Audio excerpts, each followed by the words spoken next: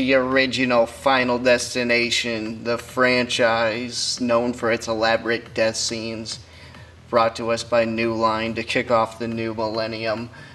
You could watch it a dozen times and it's still as fresh as always because it's the original. And not only that, I think some of the best death scenes are in this one. It originally started off as this franchise's script started off as an unused X-Files script. In fact, it wasn't even taken seriously, but producer James Wan and filmmaker Glenn Morgan, they got a hold of the script, reworked it into one of the best, definitely in my top 50 horror films, A-. The cast, Devon Sawa, I think he's the best protagonist out of all of them. He gets the paranoid the most out of all the lead protagonists and really gets into the conspiracy of death having the ultimate plan. Ali Larter, who just came off of, and Devon Sawa, he was a huge actor in the 90s, you know, Little Giants, Wild America. I've never dealt with death before. This could all be in our head. Ali Larter just came off of Varsity Blues in 1999, where she played the blonde, hot cheerleader, and then she plays the bookworm, shy, kind of like outsider girl. And then Stifler basically plays like the dweeb in like the New York Rangers' third alternate jersey, and they name him Hitchcock for no reason. Tell me I'm gonna get to see the Jets win a Super Bowl. And then, of course, you gotta mention William Bloodworth, Tony Todd. Unbelievable. One of the best medium characters in any horror franchise, meaning not the victim, not the villain, the middle character, like Ralph from Friday the 13th. I mean, he's just so scary. You have to realize that we're all just a mouse that a cat has by the tail. Every single move we make, from the mundane to the monumental, the red light that we stop at or run, the people we have sex with or want with us, the airplanes that we ride or walk out of.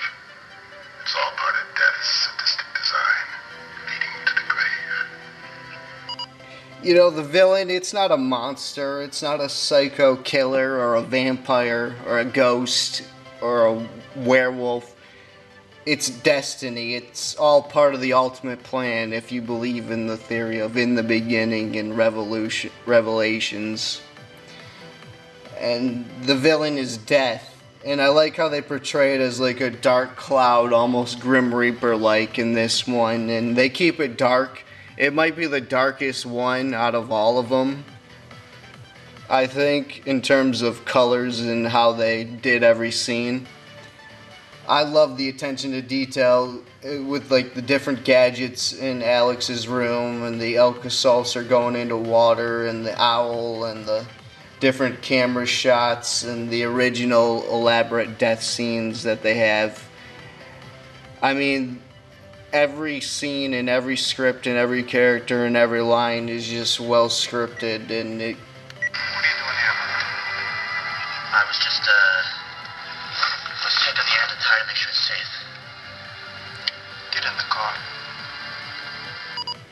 And so Alex, played by Devon Sawa, death toys with him the most because he obviously gets into it hardcore, and death doesn't like to be cheated, as we know.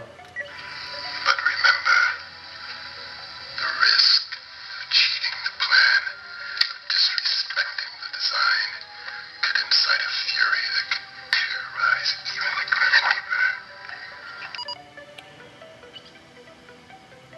A-. And then the ending.